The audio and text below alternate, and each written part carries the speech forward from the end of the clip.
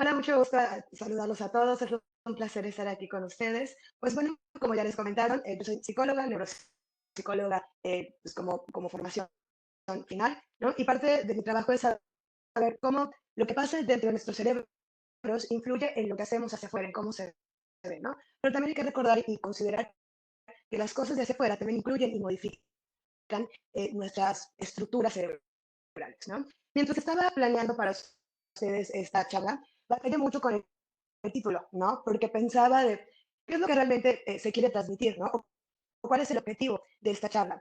Y, y mientras iba pensando y pensando y pensando, batallaba como intentando definir qué es exactamente para quién van definidas estas estrategias. Y al final me quedé considerando que va justamente para cerebros desorganizados. Todos en algún momento hemos tenido esa sensación de estar desorganizados. No necesitamos tener alguna condición en particular o estar estudiando algún grado en específico.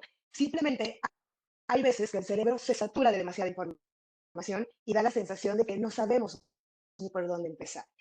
Entonces, a lo que quiero llegar es que esta plática va dirigido para todos esos que en algún momento hemos tenido esa sensación de no saber ni por dónde empezar, ¿no? Y cuando hablamos de estrategias, justamente se refiere a esta forma de dar otro contexto o entender de otra manera lo que es organizarnos y lo que es aprender. Cuando pensamos en estrategias, generalmente si nos vamos a nuestros años, cuando estábamos en la primaria, pensamos en las infinitas planas que nos hacían repetir una y otra vez de letras, palabras, oraciones, ¿no? O cuando nos tenían repitiendo y repitiendo las tablas, ¿no? Con la chancla o el zapato listo por si nos equivocábamos. De alguna forma, estas estrategias podrían ser funcionales, pero de alguna manera no lo son del todo, porque generalmente en algunas ocasiones nos puede generar frustración, ¿no? Vamos a ver entonces qué es lo que propone esta charla. Para empezar, surge una pregunta que ¿qué es aprender? ¿No? Aprender tiene muchísimas definiciones, muchísimas connotaciones. Sin embargo, una forma sencilla o simplificada de definirlo es la capacidad que tiene el cerebro para adaptarse y generar nuevas conexiones. Es decir, el aprendizaje genera un cambio estructural, bioquímico y funcional en nuestros cerebros. Y eso es lo que genera que a la larga generemos diferentes conductas, diferente información o estructuremos diferentes planes o también podamos predecir diferentes cosas. Cuando hablamos entonces de esto, tenemos en cuenta que el objetivo también del estudio entonces es aprender. Es decir, el objetivo no se vuelve la repetición o constantemente estar haciendo planas de algo, sino que el objetivo de estudiar es el aprendizaje. Si recordamos que aprender entonces significa cambiar estructuras de nuestro cerebro, pues parece que tenemos un reto. Y justamente entonces estudiar se vuelve una actividad que es planeada. Les comentaba, entonces estudiar es una actividad planeada, organizada y evaluada. Es decir, si nos fijamos en esta definición, estudiar no significa hacer cosas de alguna forma específica, sino que significa planear, organizar y evaluar. Desde esta perspectiva, entonces, podríamos darnos cuenta que estudiar es una actividad altamente compleja, porque requiere entonces una organización, un objetivo, un plan, una forma de evaluar, un monitoreo y, por supuesto, también diversos recursos. Antes, esto entonces significa que cuando nosotros estudiamos, activamos muchísimas partes de nuestro cerebro y también activamos muchísimos procesos. Por mencionar algunos de manera vaga, ¿no? O los principales, aunque no son los únicos, podemos hablar de la flexibilidad cognitiva, la monitorización, la inhibición, la memoria de trabajo y la habilidad visoespacial. Cuando hablamos de flexibilidad cognitiva, en el primer apartado, nos referimos a la capacidad de imaginarnos, vernos o tener diferentes perspectivas de una situación.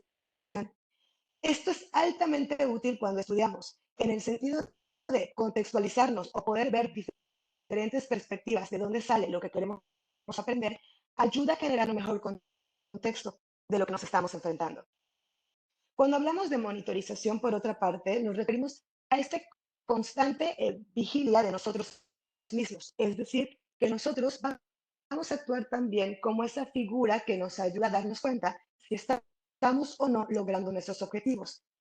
Es decir, si el estudiar realmente está generando un cambio y un aprendizaje en lo que estamos haciendo. Cuando hablamos de inhibición, por otra parte, nos referimos a la capacidad que tenemos de frenarnos ante impulsos, como de repente el decir, bueno, estudio unos 10 minutos, pero me voy a ver TikTok 10 horas, ¿no? Justamente la inhibición se refiere a esta capacidad de poder priorizar y tener metas claras y poder saber determinar tiempos específicos para una actividad y para otras. En otro aspecto tenemos la memoria de trabajo. La memoria de trabajo es la capacidad para tener información constantemente en la cabeza. Es decir, mientras vamos leyendo, también vamos analizando lo que estamos observando o comprendiendo. Y por último, la habilidad visoespacial también es fundamental para ayudarnos a organizar nuestros cerebros en tiempo, espacio, orden, etc. Justamente al mencionar estos procesos, también hablamos de activación del cerebro. Justamente al aprender o al estudiar, se activa todo el cerebro y diferentes partes. Se activan zonas que se encargan de la audición, zonas que se encargan de la visión, pero también zonas que se encargan de generar recuerdos y generar interacciones entre un área y otra, ¿no? Esto es lo que al final, estos cambios y modificaciones en estas áreas, es lo que generan el aprendizaje.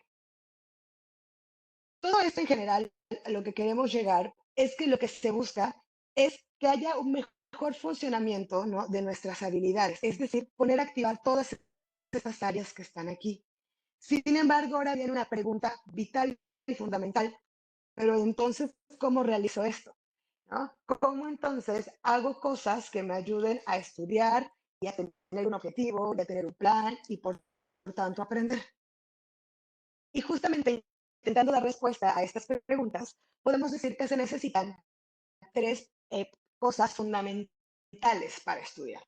Uno de ellos es un plan, el otro son las condiciones y la tercera son habilidades y destrezas. Vamos a ir viendo poco a poco a qué se refiere cada una de estas condiciones.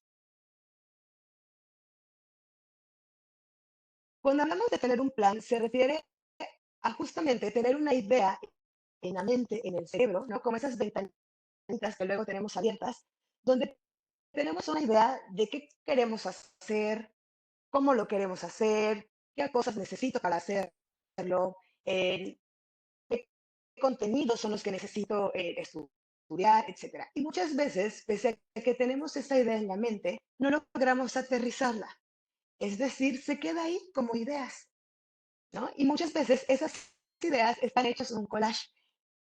Sabemos lo que tenemos que hacer, cómo, qué tenemos que entregar, cuándo va a ser la entrega, cuándo va a ser el examen, pero de repente es como un collage donde no sabemos ni dónde inicia ni dónde termina. Justamente cuando tenemos un plan mental, lo que ayuda es llevarlo por escrito. Es decir, esas ideas que están dando vueltas en la cabeza, empezar a ponerlas en papel y hacerlas físicas.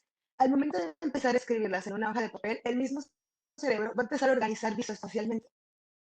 El mismo cerebro va a empezar a hacer listas, enumerar, colocar en una parte de la hoja lo importante, en otro lado otra. Simplemente el mismo cerebro va por sí mismo a empezar a organizar en el espacio de una hoja todo eso que tenemos que hacer. Justamente el pasar del plan mental al escrito es una herramienta fundamental que muchas veces solemos saltarnos, pero recordemos que es vital para tener una adecuada organización. Algo importante es también evitar improvisar. Sin embargo, en muchas ocasiones podemos recurrir a esta estrategia, pero el tener un plan, tanto mental como escrito, nos genera muchísima más sensación de avance y de tener orden en lo que tenemos que lograr. Por otro lado, cuando hablamos de las condiciones, en este aspecto nos referimos a situaciones externas, cosas que nosotros podemos organizar, planear o acomodar de acuerdo a nuestras necesidades, intereses, etcétera. Por ejemplo, es muy importante tener un lugar, ¿no? Que sea siempre designado para para nuestras necesidades. Es importante determinar un tiempo y horarios específicos. Esto es fundamental, el tercer punto, tener objetivos claros. Es decir, saber claramente qué es lo que voy a lograr en mis periodos de estudio.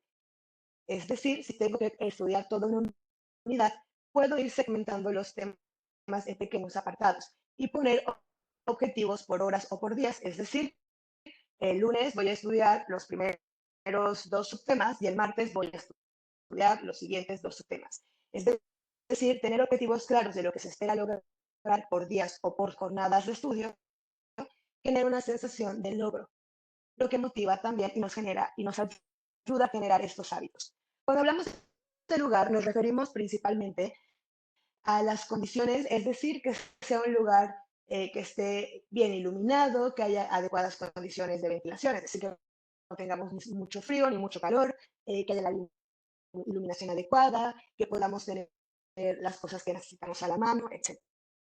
Cuando hablamos de tiempo, se refiere a dos aspectos. Uno, elegir un momento del día en el que vamos a realizar esta actividad, como por ejemplo, así como sabemos que el desayuno se realiza en la mañana y la cena en la noche, determinar un momento para la hora de estudio, ¿no? Que si bien puede variar en la hora específica, tiene un momento específico en el día para realizarse. También cuando hablamos de tiempo nos referimos a la cantidad de minutos que debamos dedicar a la acción de estar sentados, atentos en la actividad de estudiar.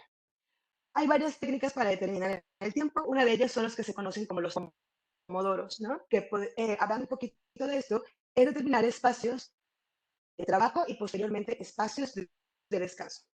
Cuando hablamos de recursos, nos referimos a las cosas que nosotros requerimos o necesitamos para hacer anotaciones, apuntes, organizar ideas, etcétera. Es decir, nos referimos a los materiales de consulta, a las libretas para tomar notas, a los lápices, los marcadores, etcétera.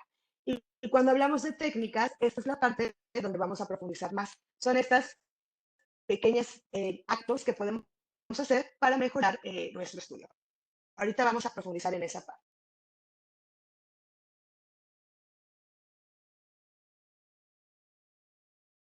Antes de avanzar a las técnicas, lo que se vuelve sumamente importante, o recordando que lo que se busca al fin y al cabo en el aprendizaje es generar cambios anatómicos en el cerebro, es que cuando nosotros hacemos cosas de manera constante, como estudiar en el mismo lugar, intentar tener las mismas horas, hacerlo durante días repetidos, se forma un hábito.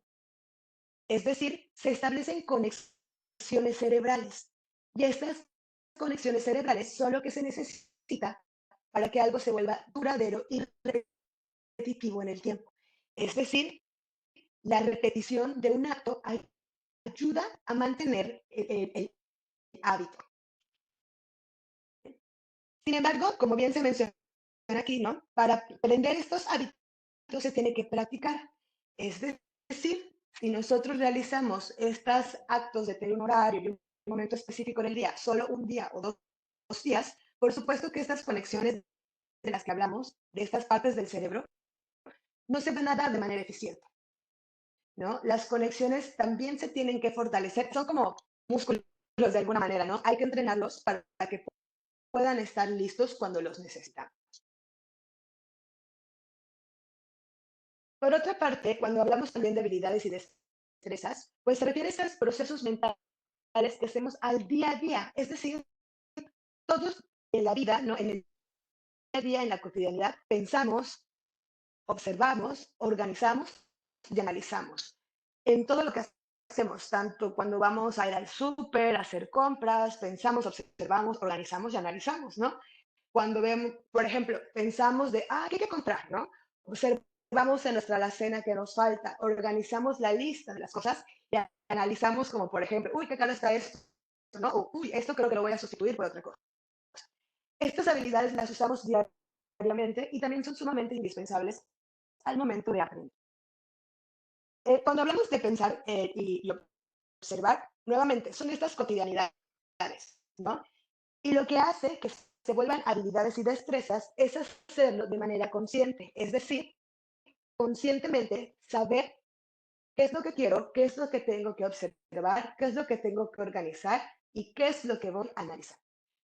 En este aspecto, cuando logramos nosotros pensar, observar, organizar y analizar, se da lo que se conoce como la autorregulación, ¿no? Que suena ya muy bonito el nombre. Sin embargo, la autorregulación es un proceso.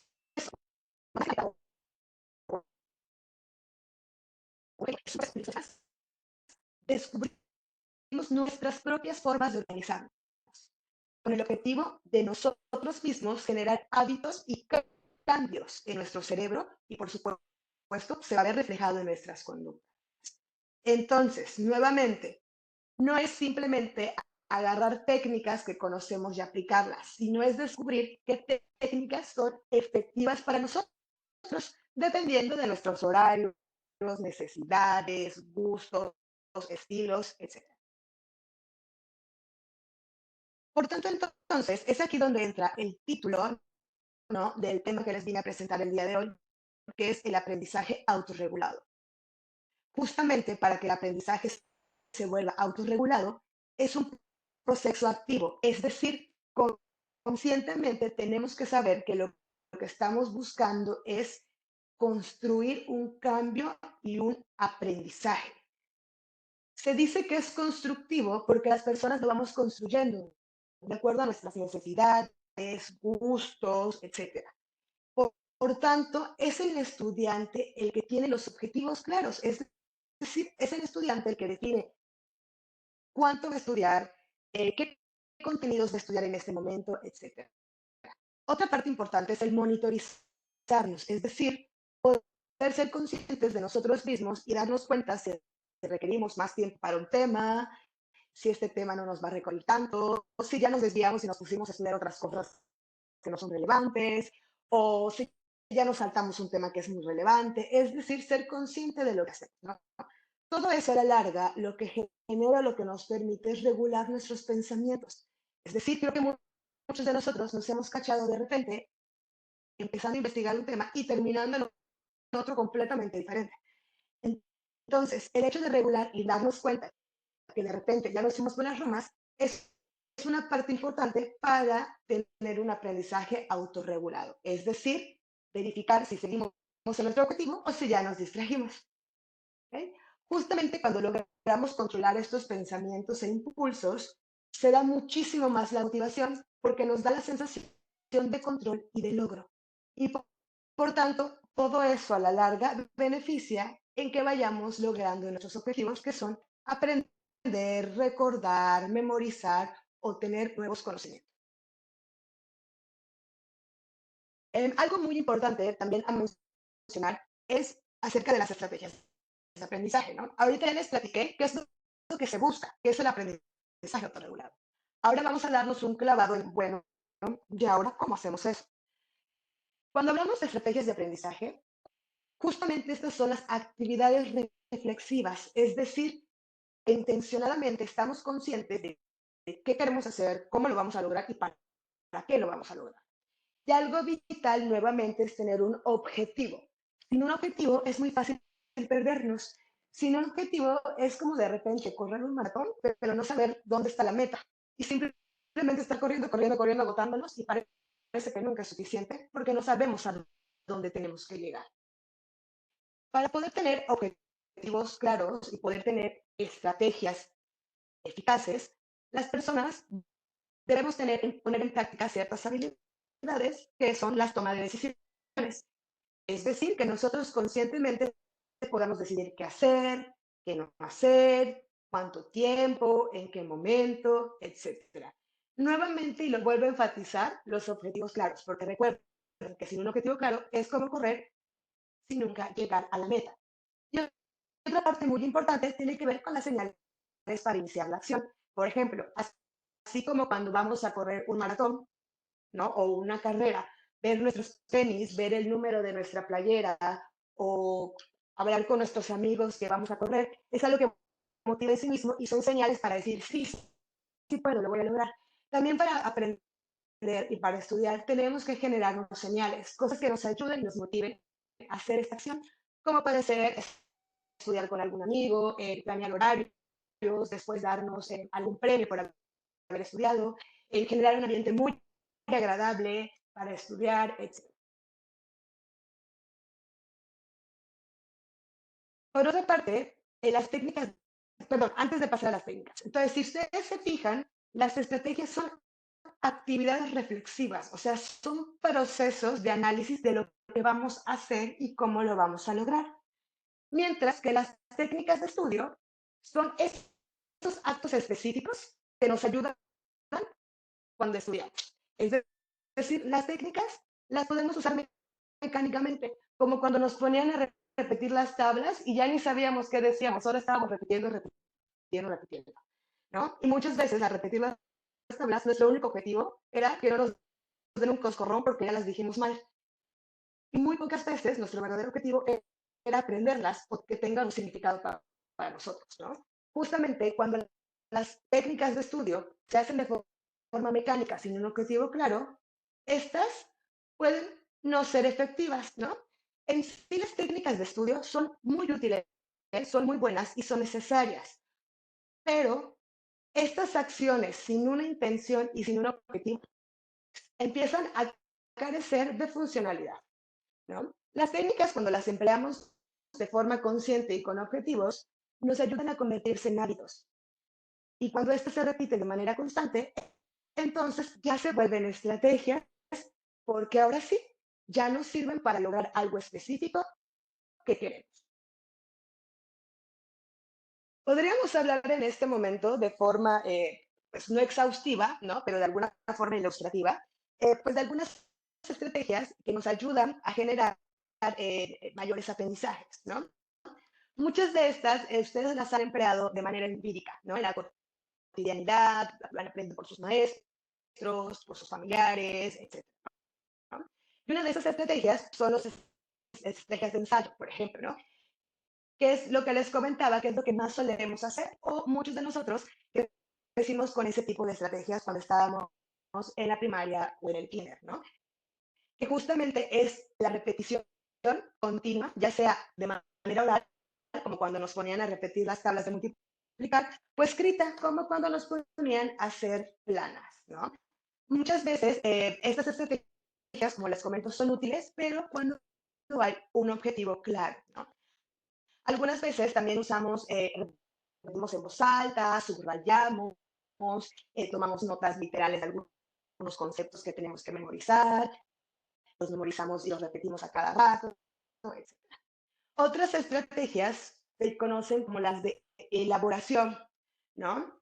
Estas generalmente es cuando las personas ya tienen como una base y ahora lo que van a hacer es generar nuevos conocimientos sobre esa base, ¿no? Entonces, esto tiene que ver con ese tipo de estrategias como cuando hacemos esquemas, resumimos, hacemos analogías, nosotros hacemos notas de nuestras propias palabras, los cuestionarios, etc. ¿no? Es decir, más que una repetición continua, se elabora algo nuevo con la información que ya tenemos.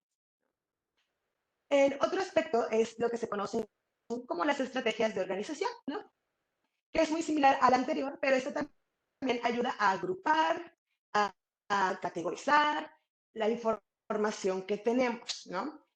Esto es importante en el sentido de, si ustedes recuerdan, les hablaba de la habilidad visoespacial. Justamente el poder organizar estas ideas en grupos, en contenidos, en subtemas, es una habilidad también de imaginarnos en un espacio y tener la idea de cuál es el tema más grande, luego el más chiquito, cuáles son los temas no tan relevantes, etc. Bueno, tenemos otras estrategias que se conocen como las de control de información. En este punto son estas que justamente nos ayudan a permanecer los objetivos. Es decir, que nosotros sepamos qué objetivos estamos logrando, las estrategias que queremos usar, ¿no? Y entonces, de forma voluntaria, saber qué es lo que estamos haciendo y por qué estamos usando estas técnicas, ¿no? Entre estas estrategias que ayudan muchísimo y tienen mucho que ver con lo que hablábamos al principio, pues están estas estrategias de planificación. Si ustedes recordarán, empecé hablando de este tema, que para estudiar se necesitan tres aspectos fundamentales. Uno, el plan. Dos, las condiciones. Y tres, las habilidades, ¿no? En este punto, cuando nos damos al plan, este tipo de estrategias son las que nos ayudan a organizar, por ejemplo, como ya les comentaba, el tipo de tarea que vamos a hacer, las cosas que necesitamos, perdón, el uso de calendarios, el hacer lista de las actividades, el elegir si nos va a servir repetir o escribir o hacer mapas conceptuales, etcétera, ¿no? Justamente cuando nosotros tenemos el control de las cosas que vamos a usar para estudiar, ¿no? Se da un control de la información y por tanto se ve beneficiado el aprendizaje. Entre las estrategias, nuevamente, ¿no? Para que nos ayudan a estos aspectos, tiene que ver esta parte de nosotros estar conscientes de que el plan tiene que ser planeado antes, es decir, como les comentaba, no anticipar, o sea, no, perdón, no improvisar. Nosotros tenemos que ser conscientes de las actividades que vamos a hacer y poder verificar la eficacia, ¿no? ¿Qué es lo que nos ayuda en estos aspectos para supervisarnos a nosotros mismos? Al hacernos preguntas, como por ejemplo, el tener claro de qué es lo que necesito estudiar, para qué necesito estudiar, qué contenidos son importantes, respondernos esas preguntas nos ayuda a tener claro el objetivo. Otro aspecto es tener en cuenta el tiempo, ¿no? Es decir, considerar cuántos días requerimos, cuánto tiempo queremos dedicarle y sobre eso poder hacer adecuaciones. Y también una parte de suma importancia es también poder ser flexibles. Es decir, hay momentos y situaciones donde por alguna circunstancia no podemos adaptarnos al plan original. Sin embargo, poder hacer adecuaciones, tanto decir, hoy no puedo estudiar, pero mañana sí, o decir, esta estrategia no me funcionó, no voy a intentar con otra, es parte también de tener el plan, es decir, considerar que las cosas no siempre van a salir como esperamos o no nos van a ser siempre útiles, es parte de tener un plan, de anticipar y saber que hay otras estrategias por si alguna no funciona. Otro aspecto importante en que generalmente se suele como minimizar o no se le da tanta importancia son las estrategias de apoyo o las estrategias afectivas. Si algunos de ustedes recordarán la charla que di hace un año, hablábamos justamente mucho de la procrastinación, ¿no? Que es esta sensación de sé que tengo que hacer, sé que debo hacerlo, pero algo me impide avanzar, empezar o concluir, ¿no? Recordando esa charla, lo que hablábamos era que muchas veces lo que nos impide iniciar o concluir tiene que ver con los aspectos emocionales, el miedo a fracasar en la tarea, el miedo que por más de que nosotros lo intentemos, nos vaya bien en el examen o en el proyecto, la frustración que nos genera empezar a estudiar y sentir que no avanzamos porque no tenemos objetivos claros, la sensación de que otros avanzan más rápido que nosotros o que nosotros parece que no entendemos a nivel de los compañeros. O sea, muchas cosas van apareciendo en nuestras cabezas cuando estudiamos y muchas cosas van apareciendo que están relacionadas con emociones.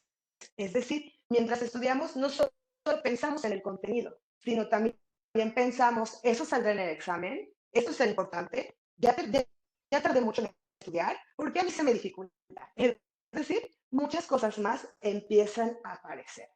Por eso, cuando nosotros tenemos dudas, nos sentimos inseguros con alguna actividad, generalmente nuestra motivación decae o empieza a fluctuar. Nuestra atención se va por a todas partes porque nuestra atención está pensando en la ansiedad, en el temor o en el disgusto que genera estudiar. Y por tanto, nuestra concentración parece que también se ve afectada y mermada.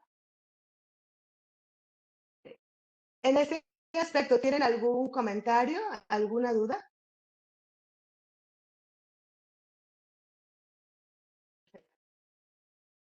Muy bien. Cuando entonces, para hacer un recuento o como un resumen de lo que he venido platicando hasta ahora, cuando hablamos de aprendizaje autorregulado, se trata de un proceso en el que, desgraciadamente, no existen fórmulas mágicas. no existe una receta o un menú de las cosas que tenemos que hacer para que tengamos un aprendizaje eficaz. Aprender a estudiar es un proceso propio e interno, también externo, por supuesto, pero que requiere la conciencia de nuestras habilidades, necesidades, intereses, condiciones, etcétera. Por supuesto, también de nuestras emociones. Muchas veces no aprendemos como aprenden otros, y eso es completamente normal y esperado. Sin embargo, muchas veces también gastamos mucho tiempo intentando comprender por qué algunas estrategias les funcionan a otras personas y a nosotros no. Cuando la realidad es que el éxito del aprendizaje va a ser encontrar tus propias estrategias. No voy a mentir, es un proceso frustrante, porque muchas veces vamos a partir del ensayo y error, pero a la larga de que vayamos comprendiendo qué es lo que nos funciona, es una inversión a largo plazo, en el sentido de que el aprendizaje no solo está circunscrito a la academia, sino que se da en todos los aspectos de nuestra vida. Aprendemos cuando nos relacionamos con nuestros amigos, parejas, estudiantes, alumnos, compañeros de trabajo, cuando vemos la tele, cuando vemos TikToks, cuando leemos, todo el tiempo estamos aprendiendo. Sin embargo, puede ser que no exista una receta, ¿no? Ni exista un menú, pero lo que sí existe son alternativas que nos ayudan a tener idea de qué es lo que podemos hacer cuando nosotros requiramos ciertas estrategias. Una de las que estoy presentando aquí, ¿no? Que esta se las voy a mandar, las la pueden adquirir a través de correo, en un momento ya les daré los datos, es ser muy conscientes e iniciar por darnos cuenta cómo son las condiciones en las que nosotros solemos trabajar. Recuerden que la iluminación y la ventilación son sumamente importantes. Si no vemos bien, pues empezamos a cansar. Si hay luz, por ejemplo, muy claras que nos lastiman, también puede ser contraproducente. Si es muy cálida, puede ser que tampoco nos ayude. Y esto depende de lo que a cada quien le vaya funcionando. La ventilación también es muy importante, ¿no? Así como considerar distractores como la televisión, la radio, etcétera, ¿no? Y también es importante considerar las cosas que necesitamos para poder hacer estas actividades, ¿no? Este cuadro a mí me parece bastante sencillo y útil en el sentido de que nos permite tener esa conciencia de la que yo platicaba en el principio, es decir, saber qué estoy haciendo y saber qué tengo que hacer para tener un mejor aprendizaje.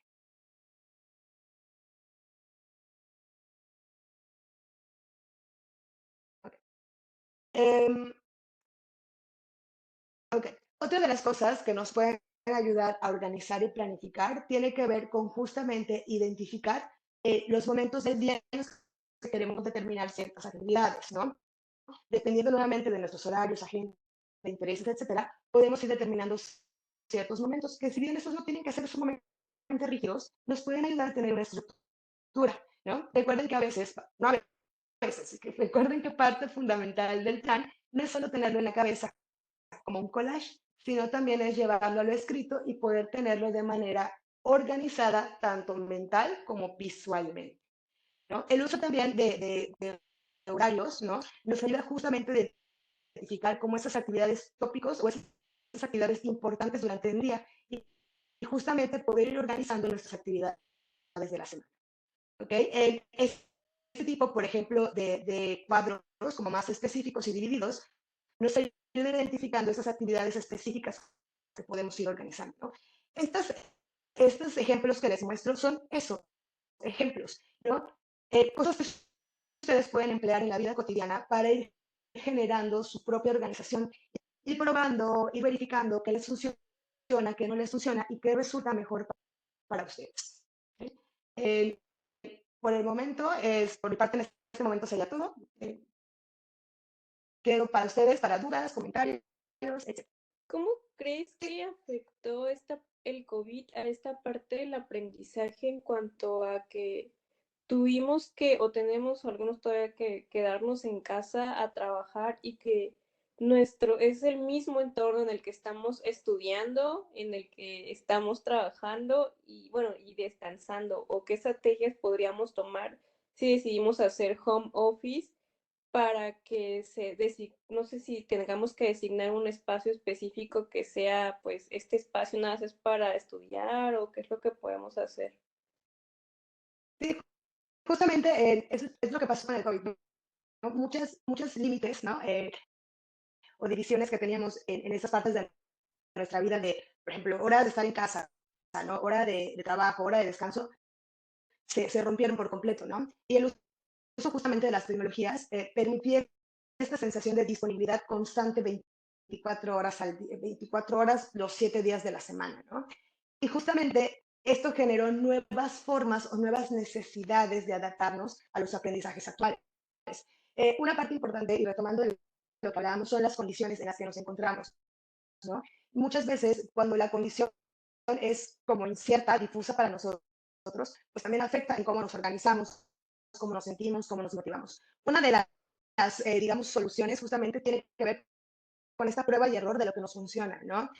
En general, lo que se recomienda es diseñar un espacio, como en el hogar, ¿no? Que sea fuera de la habitación, para que se reconozca como el lugar de trabajo, ¿no? O sea, lo más que se pueda que no se trabaje en el cuarto, justamente para evitar desfases de sueño o asociar el cuarto como lugar de trabajo. A veces es muy difícil generar esas condiciones por diversos motivos, ¿no? Pero en medida de lo posible es lo que se recomienda. También se recomienda tener horarios fijos, ¿no? Por ejemplo, así como a veces sabemos que desayunamos a las 8 de la mañana, ¿no? Y hay días que nos vamos a desayunar más temprano, más tarde, o vamos a tardar menos o más en desayunar, pero por ejemplo, no vamos a desayunar a las 8 de la noche, ¿no? Entonces, lo que nos sirve es tener como esos bloques de espacios en los que vamos a realizar ciertas actividades y mantenerlos definidos, ¿no? Intentar respetarlos en medida de lo posible para ir generando este hábito de hice mis actividades, trabajé y continúo con otras cosas, ¿no? Como para poder ir desenganchando, separar, que de repente nuestra vida de trabajo quedó sumamente pegada, ¿no? O sea, era una cosa ya nada más. Entonces es generar este tipo de estrategias, ¿no? De condiciones, tiempo, etcétera. Ahorita que me mencionaste esto del sueño, me surgió esta duda de qué tanto puede afectar trabajar, por ejemplo, en la cama, porque estoy acostumbrada a que si estoy en mi casa, todo el tiempo trabajo en la cama y como que todo, y tengo que estudiar o sea, algo, y me cuesta mucho irme al escritorio y quedarme en la cama. Y me llamó la atención esto que dijiste que afecta el sueño. Sí, justamente algo que podrían buscar es lo tal cual se llama higiene del sueño. En general ha habido muchísimos trastornos del sueño desde siempre y con la pandemia muchos se fueron agudizando, ¿no? Entre las estrategias de higiene del sueño está justamente separar el cuarto de la habitación, verla como un lugar de dormir y todas las demás actividades hacerlas por fuera, ¿no? Se ha visto que lo que hace el cerebro justamente es generar asociaciones. Recuerden cuando hablábamos de los hábitos y de los espacios, lugares y tiempos, lo que hace el cerebro es identificar, ese es mi lugar de trabajo, entonces es la señal para trabajar, ¿no? El cerebro crea señales, como cuando en las mañanas íbamos a la oficina, por ejemplo, ves el uniforme y ya la sensación de ya es hora de trabajar. O llegas a la oficina de tu escritorio y sabe el cerebro que tiene que trabajar, ¿no? El cerebro asocia, ve cosas, ve símbolos, signos y dice, esto es momento de iniciar, ¿no? Cuando hacemos eso en la habitación, el símbolo, la cama entonces se empieza a volver un símbolo de trabajo, ¿no? Ya no solo es un símbolo de descanso, sino también es de trabajo. Entonces, cuando el cerebro, nosotros vemos la cama, se asocia por es un momento para hacer cosas, ¿no? Y se ha visto que sí hay desfases del sueño. O sea, el cerebro le da muchísimo más trabajo conciliar por estas asociaciones y hábitos que ya se realizaron. Hola, yo tengo una duda. Bueno, ¿y qué pasa en el caso contrario, donde tienes muy marcados lugares donde haces ciertas actividades y luego cuando quieres, no sé, por ejemplo, a mí me pasa de que estoy tan acostumbrado a trabajar en mi oficina que cuando tengo que hacer algo en la casa porque es urgente, procrastino mucho. Entonces como que yo siento que como no estoy en mi oficina, mi cerebro empieza a distraerse, me es fácil, no sé, meterme a alguna página para ver algo que me interese y no tiene nada que ver con el trabajo. Entonces, ¿cómo llegar a un balance de no ser tan, ¿cómo se llama? acostumbrarte a tu lugar de trabajo, pero que te dé la oportunidad de hacer esa flexibilidad, pues. Ok, sí, de acuerdo. Por ejemplo, en tu oficina, ¿qué es lo que te gusta de tu oficina? Pues, no sé, tengo mi computadora, no sé, tal vez es el propio lugar, porque sé que estoy en mi oficina y tengo que trabajar. Y por ejemplo, en la casa es como de descanso. Igual en mi casa tengo mi monitor y mi escritorio también, pero llegó el momento de que durante la pandemia, de que hacía todo en la casa y entonces regresar a la oficina me costó. Llegué a la oficina y como digo, pues ya como un escape de tener el lugar de trabajo o hacer oficina y no pasarme, ¿no? Así como que, porque también en la pandemia era de que todo el día trabajando, en la noche no podía dormir y seguía trabajando y así. Y entonces pude hacer la división de esos, del casa y trabajo, ¿no? Pero ahorita a veces necesito hacer cosas porque no las acabo y tengo que seguir trabajando y me cuesta mucho eso. Y tal vez es el propio lugar porque siento que en la oficina, pues como estoy dentro de CISES, es como que, pues estoy en un lugar acogedor, ¿no? Y así. No sé, algo así. ¿Y en Tal tu casa vez, dónde trabajas? mande, tengo mi ¿En escritorio, tu casa tienes un lugar específico? en mi Por ejemplo, un cuarto tengo lugar mi que no sea escritorio. tu... Justo, ¿no? O sea, eso es lo que puedes ir haciendo, ir sacando ciertas cosas que tu cuarto e intentes no sea tu lugar de trabajo. Ponlo en la sala, en algún lugar que no sea tu cuarto, ¿no? Porque justamente es el cuarto y como que la cama está ahí tentadora, ¿no? Ajá. O la tele está ahí tentadora, o nos da esta sensación de, ay, un ratito y ahorita continúa, ¿no? Después ir sacando, o sea, como tu escritorio, por ejemplo, tu monitor a otro lado, ¿no? Y generar señales, por ejemplo, por decir algo. A veces tenemos ya el hábito de llegar a la oficina con el café, entonces entramos como a la computadora, checamos las noticias o algo, y luego, ya, voy a empezar, ¿no? Mientras tomamos el café. Puedes irte generando esas rutinas, ¿no? Como de decir, ok, voy a llevar mis cosas a la sala, me voy a hacer el café, de ahorita me voy a sentar y voy a empezar a trabajar. Mucho tiene que ver con la parte consciente, ¿no? O sea, de nosotros programarnos de, ok, en este momento es lo que toca hacer. Muchas veces no va a ser fácil, ¿no? O sea, no va a ser como de, sí, lo voy a hacer, ¿no? Pero requiere esta parte de, este es el momento, eh, voy a dedicarle, por ejemplo, 20 minutos y luego una pausa, ¿no? Entonces, es ir encontrando las estrategias que a nosotros nos funcionan. Puedes empezar con prueba y error, y en ese cuadro que les mostré de cómo, o sea, en qué condiciones trabajo, les puede ayudar para saber qué es lo que necesitan para sentirse más cómodos al trabajar. Igual estudiar. Ok, muchas gracias. De nada. Constancia. Bueno, voy a leer el Centro de Investigación de Educación Superior de Ensenada, Baja California, departamento de la Gilberto López Mariscal, el coordinador de la Ciencia de la Computación. Y bueno, Muchas sería gracias. todo.